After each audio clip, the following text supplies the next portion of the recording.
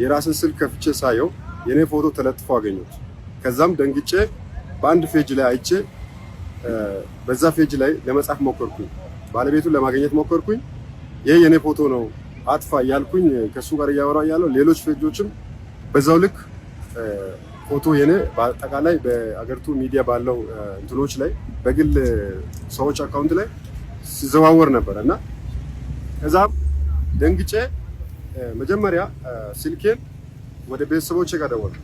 ለወንድሜ ደወልኩና ለእናቴ ስልክ ስለሌለ የት ነው ያለው ምናምን ብዬ ከጠየቅኩኝ በኋላ እሱም ቤት አልነበረም፣ ሌላ ቦታ ወጣ ብሎ ነበረ። ለሱ ነገርኩት። አልሞትኩም፣ እኔ በህይወት አለው፣ እንደዚህ አይነት ነገር በማህበራዊ ሚዲያ ላይ ተለጥፏል፣ ስለዚህ ተረጋጋ፣ ማንም ሰው ቢደውል እንዳደነግጥ ብዬ ከዛ እናቴን በሌላ ስም ለማግኘት ሞከርኩ በአካባቢ በሰፈር ልጆች።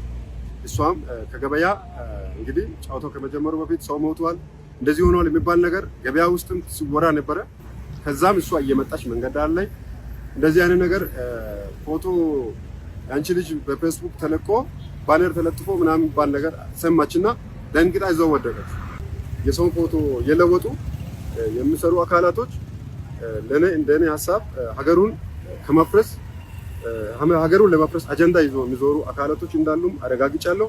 ይሄ ሀገርን ማውረር ሀገርን ማፍረስ ስለሆነ ይሄንን ነገር ወጣቱ ትውልድ ኢትዮጵያዊ የሆነ ማህበረሰብ እናት፣ እህት፣ አባት የሆናችሁ ሁሉ ሶሻል ሚዲያ ወይም ማህበራዊ ሚዲያ ፌስቡክ፣ ቲክቶክ፣ ሌሎች ዩቲዩብ የሚጠቀሙ ሰዎች በአግባቡ መጠቀም እንዳለብን፣ በጥንቃቄ መጠቀም እንዳለብን መልእክትን ለማስተላለፍ ነው። እንዲህ አይነት ድርጊቶችን በማህበራዊ ሚዲያዎች ላይ ሳያረጋግጡ በህይወት ያለውን ሰው ሞቷል ብሎ በሰው ፋይል ላይ ውስጥ ገብቶ የሚፈሰቱ ወጣቶች ከዚህ ድርጊቶች መቆጠብ እንዳለባቸው መንግስት በተቻለው መጠን ሁሉ ጣልቃ ገብቶ አንዳንድ ነገሮች መዘጋጀት አለባቸው ነው።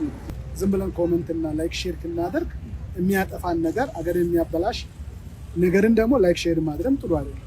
ስለዚህ ኢፍ ኮሜንት ቢያስፈልግ ራሱ ጠቃሚ የሆነ ኮሜንቶችን በዚህ ሁኔታ አክቲቭ የሚለውን ነገር ኮሜንት። ከዛ ውጭ ግን ምናልባት ይሄን ባንችል ዝም ብለን ብናይ